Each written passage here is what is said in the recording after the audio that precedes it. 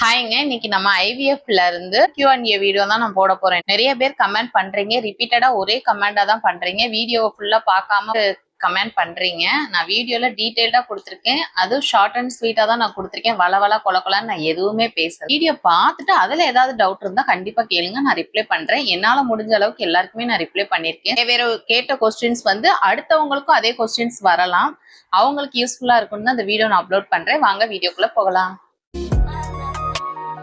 லாவண்யான்றவங்க கேட்டிருக்காங்க என்னன்னா, ஈடிக்கு முன்னாடி வந்து ஏன் உங்களுக்கு பீரியட்ஸ் ரெகுலர் ஆகுறதுக்கு டேப்லெட் கொடுத்தாங்க, உங்களுக்கு ஹார்மோன் ப்ராப்ளம் இருக்கா அப்படிங்கிற மாதிரி கேட்டிருந்தாங்க. அதெல்லாம் இல்லைங்க.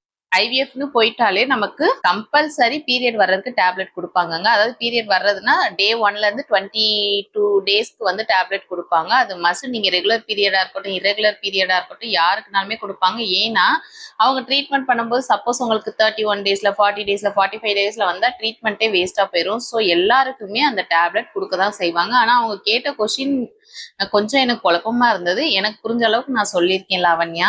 வெற்றி பவித்ரான்றவங்க கேட்டிருக்காங்க, ஈடிக்கு அப்புறம் வந்து எக்ஸசைஸ் பண்ணலாமா, அதுவும் பட்டர்ஃப்ளை எக்ஸசைஸ் பண்ணலாமான்னு கேட்டிருக்காங்க. கொஞ்சமா நியாயமா இருக்காங்க. நம்மளுக்கு வந்து பிரெக்னன்சி ஃபர்ஸ்ட் கன்ஃபார்ம் ஆகணும். பட்டர்ஃப்ளை எக்ஸசைஸுங்கிறது நம்ம டெலிவரிக்கு முன்னாடி பண்ணக்கூடியது. நீங்க ஏன் ஈடிக்கு அப்புறம் பண்ணணும்னு நினைக்கிறீங்கன்னு எனக்கு தெரியல.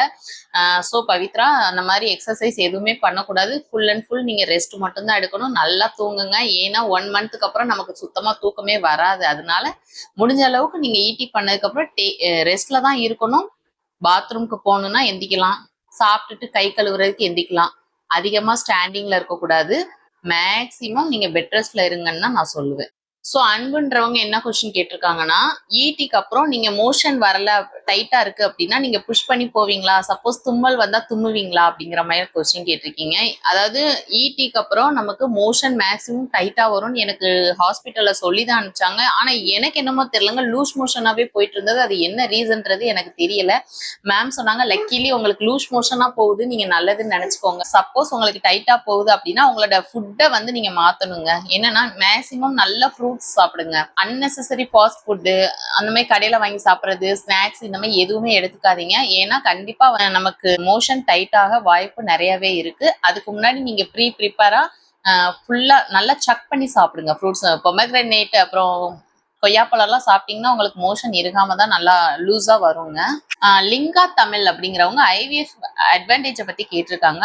ஐவிஎஃப் வந்துட்டு யார் யாருக்கெல்லாம் தேவைப்படும் அப்படின்னா, டியூப் 2 டியூப்லயுமே பிளாக்கேஜ் இருக்கும் இல்லைங்களா, அவங்க நிறைய பேருக்கு எக்டோபிக் ஆயிட்டு டியூபை ரிமூவ் பண்ணியிருப்பாங்க, அவங்களுக்கு அந்த பிரச்சனை இருக்கும். இன்னொன்று ஏஜ் வந்து அதிகமா இருக்கும், அவங்களால நேச்சுரலா பிரெக்னென்ட் ஆக முடியாது. ஸோ அவங்களுக்கு, அப்புறம் ஹார்மோன் ப்ராப்ளம்ஸ், என்னதான் ட்ரீட்மெண்ட் பண்ணாலுமே உங்களுக்கு பேபி ஃபார்ம் ஆகல அப்படிங்கிறவங்களுக்கு ஃபைனலா ஐவிஎஃப்க்கு வந்து ரெஃபர் பண்ணுவாங்க. இது இன்னொன்னு, நம்மளோட ஹஸ்பண்டோட ஸ்பெர்ம் வந்து கவுண்டிங் கம்மியா இருக்கு, இல்ல நமக்கு வந்து எக்கு வந்து எவ்வளவுதான் இன்ஜெக்ஷன் போட்டாலும் முட்டை வளரவே இல்லை, கருமுட்டை வளரவே இல்லை அப்படின்னா இந்த மாதிரி ஆளுங்களை வந்து ஐவிஎஃப்க்கு ரெஃபர் பண்ணி அனுப்பிச்சு விடுவாங்க. ஆனந்தி கதிர்ன்றவங்க என்ன கேட்டிருக்காங்கன்னா, பேலன்ஸ் எக்ஸை வந்து ஃப்ரீஸ் பண்ண சொல்லிட்டாங்களான்னு கேட்குறாங்க. ஆக்சுவலா நமக்கு எக்ஸ் கலெக்ட் பண்ண உடனே நம்ம ஹஸ்பண்டோட ஸ்பெர்மையும் அந்த எக்ஸையும் வந்து கனெக்ட் பண்ண தான் ட்ரை பண்ணுவாங்க. அப்படிங்கிறப்ப அது வந்து எம்ப்ரியோவா தான் கிடைக்கும். ஸோ எம்ப்ரியோவை வந்து ஃப்ரீஸ் பண்ணியிருக்காங்கங்க. நான் அதுக்கு வந்து இயர்லி 25,000 பே பண்றேன். ஏன்னா எனக்குமே டியூப் பிளாக்கேஜ் இருக்கு, இன்னொரு டியூப்லையும். ஒரு டியூப் ஆல்ரெடி ரிமூவ் பண்ணியாச்சு. அப்படிங்கிறப்ப செகண்ட் பேபி கண்டிப்பா நான் நேச்சுரலா கன்சீவ் ஆக முடியாது. ஸோ நான் திரும்ப அங்கதான் ட்ரீட்மெண்ட்க்கு போகணும். அதனால ஃப்ரீஸ் பண்ணி வச்சிருக்கேன். ஸோ மோஸ்ட் காமன் கொஸ்டினா என்ன கேட்குறீங்கன்னா, எவ்வளோ எக்ஸ்பென்சஸ் ஆச்சுன்னு சொல்லி தான் நிறைய பேர் கேட்டுறீங்க. எனக்கு வந்து ஈடி பண்ற வரைக்குமே அரௌண்ட் 5 lakhs ஆச்சுங்க. அதாவது 3 எக் வந்து கலெக்ட் பண்ற வரைக்கும் 3 lakhs ஆச்சு. அதுக்கப்புறம் ஹிஸ்ட்ரோஸ்கோபிக்கு ஒரு 50,000. நான் வந்து மெடிசின்ஸ்லாம் இதுல சேர்க்கவே இல்லை. அப்புறம் ஈடி பண்ணதுக்கு அப்புறம் அவங்க கொடுத்த இன்ஜெக்ஷன்ஸ், மெடிசின்ஸ் எல்லாமே சேர்த்து அரௌண்ட் எனக்கு 5 lakhs ஆச்சுங்க.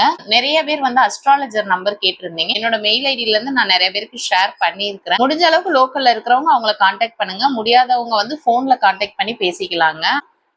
ஓகே கைஸ், இந்த வீடியோ உங்களுக்கு யூஸ்ஃபுல்லா இருக்கும்னு நான் நம்புறேன். வேற ஒரு வீடியோல பார்க்கலாம். என்னால முடிஞ்ச அளவுக்கு ஒரு 5 கமெண்ட்க்கு நான் ரிப்ளை பண்ணிருக்கீங்க. பேலன்ஸ் வந்து பார்ட் 2 வீடியோவா நான் போடுறேன். உங்களுக்கு இந்த வீடியோ யூஸ்ஃபுல்லா இருக்குன்னா எனக்கு கண்டிப்பா கமெண்ட் பண்ணுங்க, எனக்கு கொஞ்சம் மோட்டிவேஷனலா இருக்கும். இந்த வீடியோ உங்களுக்கு பிடிச்சிருந்தா லைக் அண்ட் ஷேர், மறக்காம நம்ம சேனலை சப்ஸ்கிரைப் பண்ணிக்கோங்க. Love you all.